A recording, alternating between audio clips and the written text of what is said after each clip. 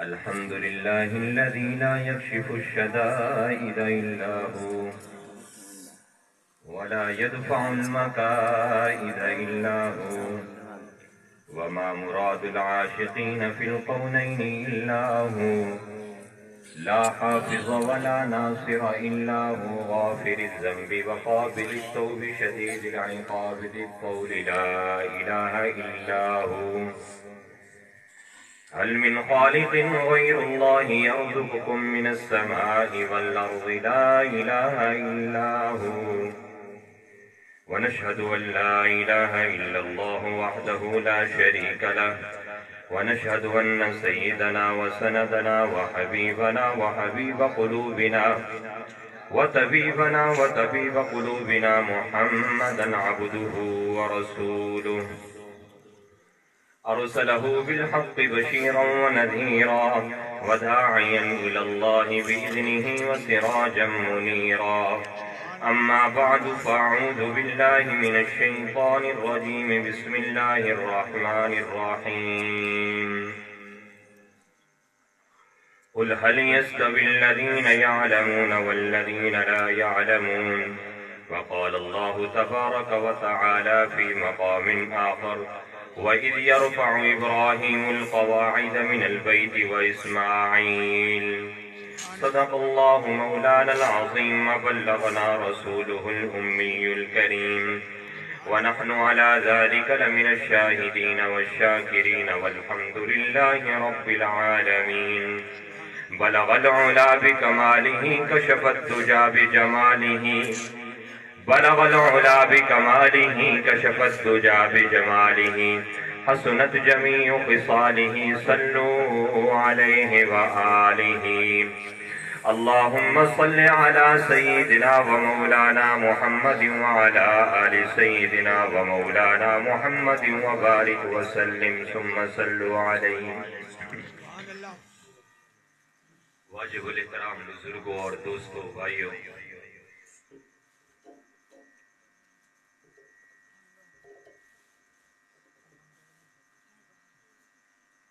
آپ تمام حضرات کو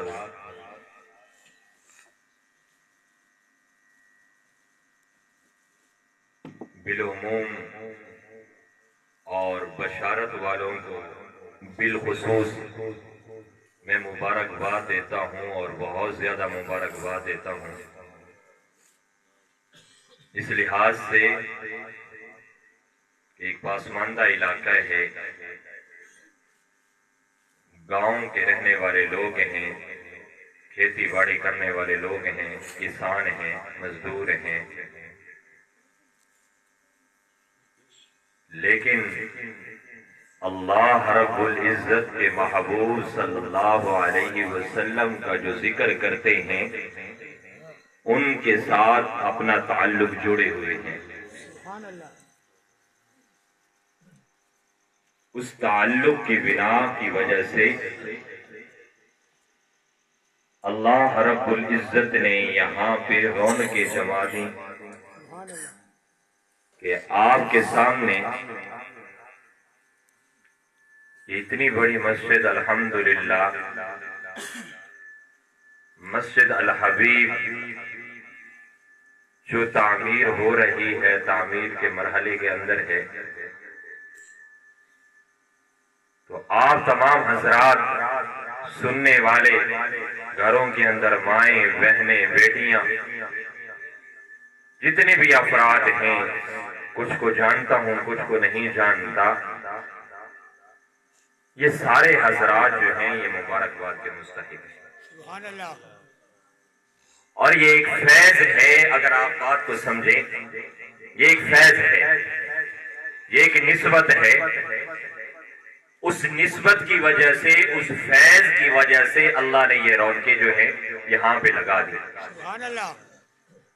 بشارت کے رہنے والے ایک آدمی نے اپنا ایک لفظ جگر مفتی محمد عادل خان صاحب کے حوالے کیا کہ ان کو پڑھائیں، ان پر توجہ دیں، اور شاید موقع کی مناسبت کی وجہ سے تعریف سے ہٹ کر جو چیز جو ہے تعریف کے لائق ہو پھر تو بندے کو کرنی چاہیے. تعریف سے ہٹ کر یہ میں بات کر رہا ہوں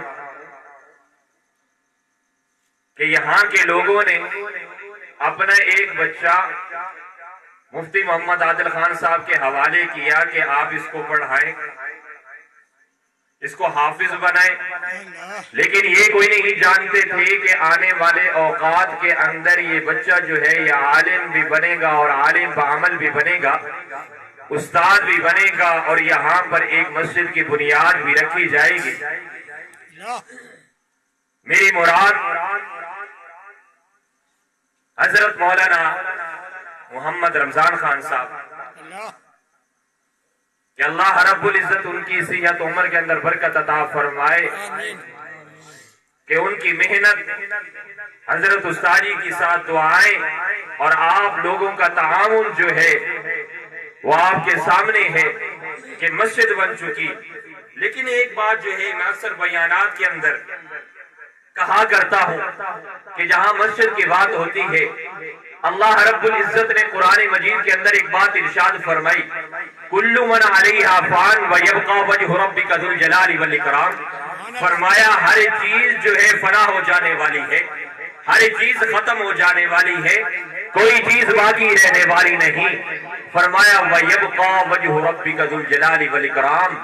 ایک اللہ کا نام جو ہے وہ باقی تھا، باقی ہے، اور جب کچھ نہ تھا تب بھی تھا، جب کچھ نہ ہوگا تب بھی ہوگا.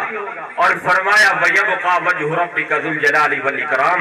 ایک اللہ کا نام جو ہے وہ ہمیشہ سے ہے اور ہمیشہ رہے گا. اسی کے متعلق محبوب اکرم صلی اللہ علیہ وسلم نے فرمایا جب سب کچھ ختم ہو جائے گا، اللہ نے فرمایا کل من علیہا فان. محبوب نے فرمایا جب سب کچھ ختم ہو جائے گا، دنیا فنا ہو جائے گی، اللہ ان مساجد کو، ان مسجدوں کو ایسے ہی آسمان پر اٹھا لیں گے. سبحان اللہ. ایسے ہی آسمان پر اٹھا لیں گے.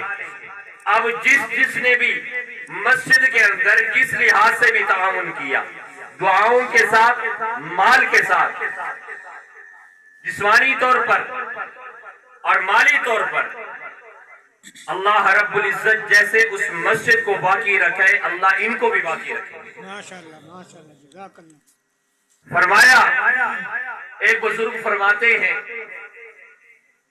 کہ جب حضرت ابراہیم علیہ السلام نے، حضرت ابراہیم علیہ السلام مستری بنے اور بیٹے اسماعیل علیہ السلام مزدور بنے. کام کرنے والے بھی پیغمبر، اینٹ لگانے والے بھی پیغمبر، پتھر پکڑانے والے بھی پیغمبر. باپ اور بیٹا جو ہیں وہ اللہ کے گھر کو بلند کر رہے ہیں، بنا رہے ہیں. اللہ نے اسی چیز کا ذکر فرمایا وَإِذْ يَرْفَعُ إِبْرَاهِيمُ الْقَوَاعِدَ مِنَ الْبَيْتِ وَإِسْمَاعِيلُ، کہ جب وہ اللہ کے گھر کو بلند کر رہے تھے، بنا رہے تھے، ساتھ میں ایک دعا بھی کر رہے تھے کہ ربنا تقبل منا انک انت السمیع العلیم. اللہ آپ قبول فرمانے والے ہیں، آپ قبول فرما لیجئے ہماری محنت کو، ہماری کاوش کو. اب جب وہ دیوار بن چکی، پتھروں سے جو اللہ کا گھر جو ہے بن چکا، اب ایک پتھر جو ہے وہ باقی بچ گیا. بات سمجھ آ رہی ہے؟ الحمدللہ. ایک پتھر جو ہے باقی بچ چکا. اب بیٹے نے کہا ابا جی اس پتھر کو بھی کہیں نہ کہیں لگانا چاہیے. اب پتھر کی کوئی جگہ باقی رہی کوئی نہیں ہے، ہر جگہ پہ اینٹ لگ چکی ہے، پتھر لگ چکا ہے، یہ پتھر جو ہے یہ بچ گیا ہے. حضرت جبرائیل علیہ السلام تشریف لائے اور اس پتھر کو پکڑا، پکڑ کے اپنے دونوں ہاتھوں کے اندر لیا اور وہ پتھر جو ہے وہ خاک بن گیا. کیا بن گیا؟ خاک بن گیا. تو میرے دوستو اگلی بات بڑی دلچسپ ہے، توجہ کے قابل ہے. جب وہ خاک بن گیا حضرت جبرائیل علیہ السلام نے پھونک ماری اور پوری کائنات کے اندر اس کی خاک جو ہے وہ مل گئی.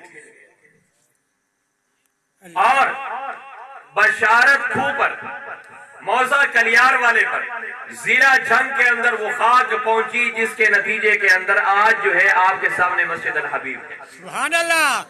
جہاں جہاں وہ خاک پہنچی وہیں وہیں مسجد ہے. سبحان اللہ. جہاں جہاں وہ خاک پہنچی وہیں وہیں مسجد ہے.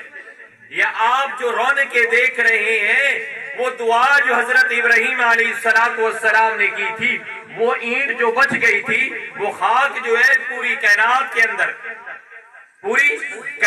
اندر بکھیر دی گئی تھی، اسی کے نتیجے کے اندر مسجد الحبیب جو ہے وہ تعمیر ہے. سبحان اللہ. بات سمجھ آئی میرے بھائی؟ شک. تو اصل بات جو ہے وہ میں یہ کر رہا تھا کہ آپ تمام حضرات جو ہیں وہ مبارکباد کے مستحق ہیں. اللہ رب العزت آپ کا آنا بیٹھنا سننا سنانا اپنی بارگاہ کے اندر قبول و منظور فرمائے. اصلاحی پروگرام ہے. اپنی آخری بات کو ختم کر کے انشاءاللہ آپ سے اجازت مانگوں گا. عنوانات تو دماغ کے اندر بہت زیادہ آ رہے تھے، لیکن ایک بات رحمت دو عالم صلی اللہ علیہ وسلم کی آپ کے سامنے بیان کرنا چاہوں گا. آپ علیہ السلام نے ارشاد فرمایا، توجہ سے سننا، فرمایا کہ جس شخص کے پاس مال ہو، جس شخص کے پاس مال ہو، وہ شخص علم بھی ہو اس کے پاس، مال بھی ہو، مطلب وہ علم رکھنے والا بھی ہو اور مال رکھنے والا بھی ہو، علم کے مطابق اللہ کے حقوق بھی ادا کرتا ہو، بندوں کے حقوق بھی ادا کرتا ہو، حقوق اللہ بھی ادا کرتا ہو، بندوں کے حقوق بھی ادا کرتا ہو، صلہ رحمی کرنے والا بھی ہو، رشتہ داروں کے ساتھ بھی حسن سلوک کرنے والا ہو، اہل و عیال کا بھی خیال کرنے والا ہو، مخلوق خدا پر ترس کرنے والا ہو. فرمایا یہ بندہ کہ جس کے پاس علم بھی ہے، مال بھی ہے، اپنے مال کو مسجد بنانے پر، اپنے مال کو مدرسہ بنانے پر، اپنے مال کو اللہ کے راستے میں لگانے پر، اپنے مال کو غریبوں پر لگانے پر، فرمایا پوری کائنات کے اندر سب سے زیادہ اگر کوئی افضل بندہ دیکھنا ہو تو اس بندے کو دیکھ لیں. سبحان اللہ. بات سمجھ میں آئی کہ جس کے پاس مال بھی ہے، علم بھی ہے.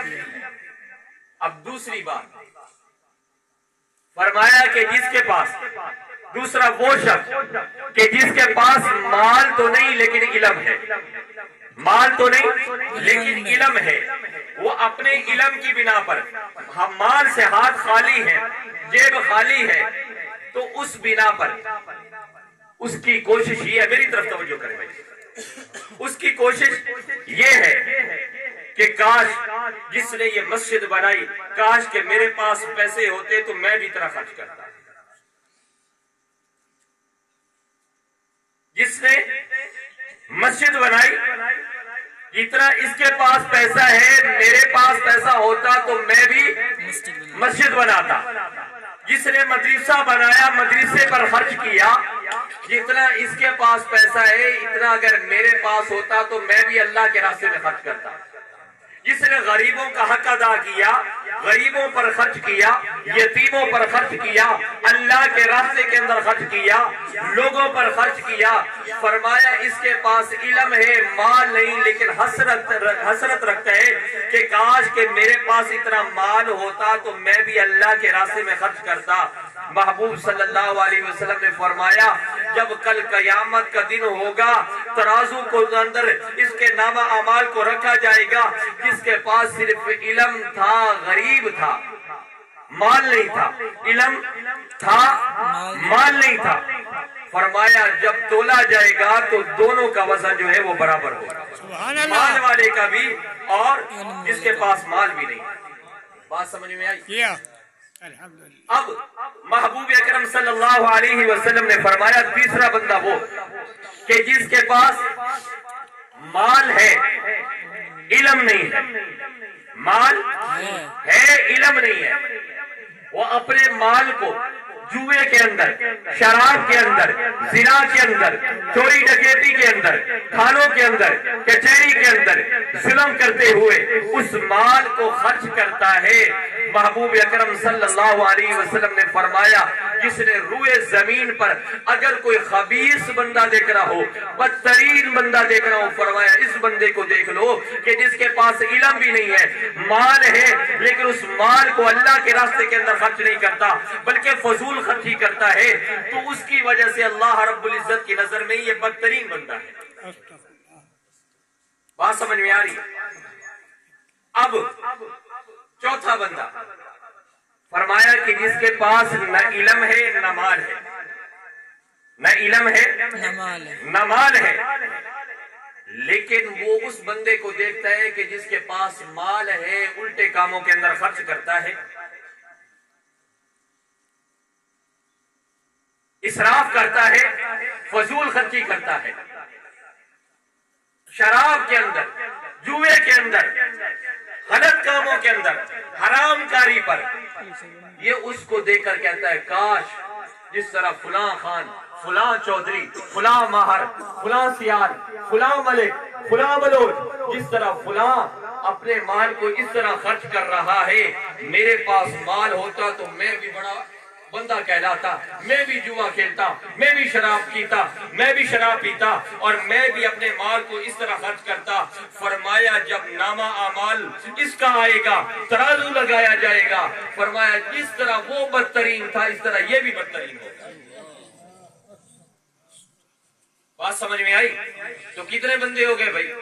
چار بندے ہو گئے۔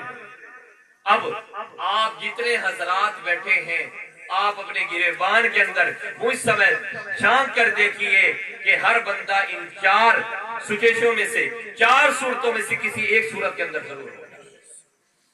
یا تو مال کو خرچ کرنے والا ہوگا، اہل علم بھی ہوگا، مالدار بھی ہوگا، اللہ کی نظر کے اندر افضل ہوگا، اور دوسرا وہ کہ جو غریب ہے، علم ہے مال نہیں ہے، اپنے علم کی بنا پر وہ کوشش یہ کرتا ہے کہ میں اللہ کے راستے کے اندر خرچ کرتا۔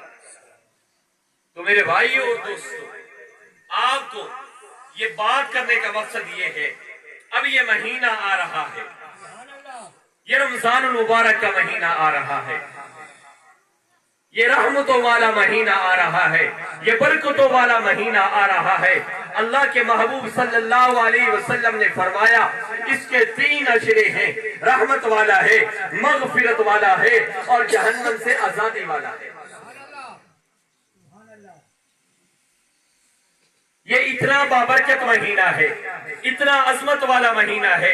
محبوب صلی اللہ علیہ وسلم فرماتے ہیں اللہ کی رحمت جوش کے اندر آتی ہے، ہر وقت یہ ندا لگائی جاتی ہے، صدا لگائی جاتی ہے کوئی مانگنے والا مجھ سے، ہے کوئی مانگنے والا میں اس کی جھولیوں کو بھر دوں، ہے کوئی رزق کو تلاش کرنے والا میں اس کو رزق دے دوں، ہے کوئی اپنی دعاؤں کو میرے سامنے مانگنے والا میں اس کی دعاؤں کو قبول کر لوں۔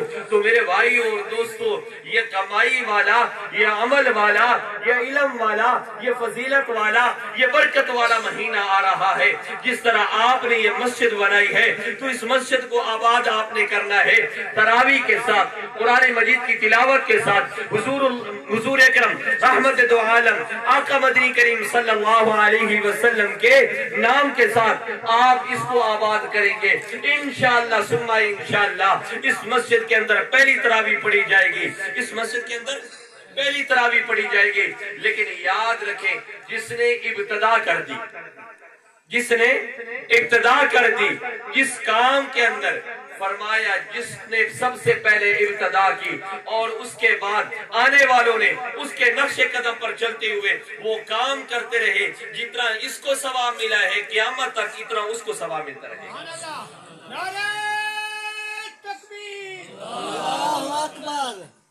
سمجھ آ رہی ہے میرے بھائی؟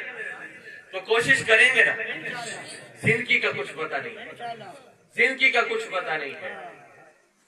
میں اکثر کہا کرتا ہوں آپ تمام حضرات ذرا اپنے آس پاس جو ہے نظر اٹھا کر دیکھیے، آج کل معاشرے کے اندر، اپنے علاقہ جات کے اندر بوڑھوں سے زیادہ نوجوان مر رہے ہیں۔ کل یہ ہے لشاری کے چک کے اندر بالکل صحت مند نوجوان، کوئی بیماری نہیں، کسی قسم کی کوئی تکلیف نہیں، ہارٹ اٹیک ہوا فوت ہو گیا۔ पिछले हफ्ते उशगुल ईमान के इलाके के अंदर आदमी ठीक ठाक है, कोई बीमारी नहीं है, चाय पीता पीता फौत हो गया। ये ऐसा क्यों हो रहा है? अचानक मौत नौजवान के अंदर। पहले तो ये होता था कोई बुजुर्ग है, उसको फालिज हो गया, उसको अटैक हो गया तो बात समझ में आती। नौजवान को क्यों हो रहा है? महबूब अकरम सल्लल्लाहु अलैहि वसल्लम का फरमान सुने। महबूब अकरम सल्लल्लाहु अलैहि वसल्लम ने फरमाया, जब जिना आम हो जाएगा, जब जिना आम हो जाएगा, जब बेहयाई आम होगी, ये महबूब अकरम सल्लल्लाहु अलैहि वसल्लम की हदीस सुना रहा हूं। फरमाया कि जब जिना आम हो जाएगा, बेहयाई आम होगी, तो मौत जो है अचानक आनी शुरू हो जाएगी। तो मेरे भाइयों और दोस्तों, नहीं इल्म, नहीं पता कल सुबह हो या ना हो। महबूब अकरम सल्लल्लाहु अलैहि वसल्लम ने फरमाया कि मुझे तो इस बात का भी इल्म नहीं है, मैं एक तरफ सलाम फेर रहा हूं, दूसरी तरफ सलाम फेरूंगा कि नहीं फेरूंगा। वक्त बड़ा नाजुक चल रहा है, ईमान के जाने का भी खदशा है, फितनों के अंबार हैं, परेशानियों के अंबार हैं। हर बंदा जो है वो धड़ो धड़ लगा हुआ है माल कमाने के अंदर।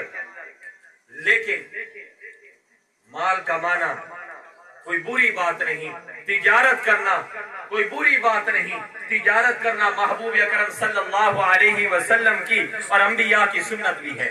आखिरी बात करके अपनी बात को खत्म करने लगा हूं। हजरत साहब भी तशरीफ फरमा है। फरमाया, बखीला सी अम्वाल बरमे खुरन, बखीला सी अम्वाल बरमे खुरन। बखील आदमी जो होता है वो अपने माल का गम खाता है, अपने सोने और चांदी का गम खाता है। मेरी तरफ तवज्जो करें। बखील आदमी क्या करता है?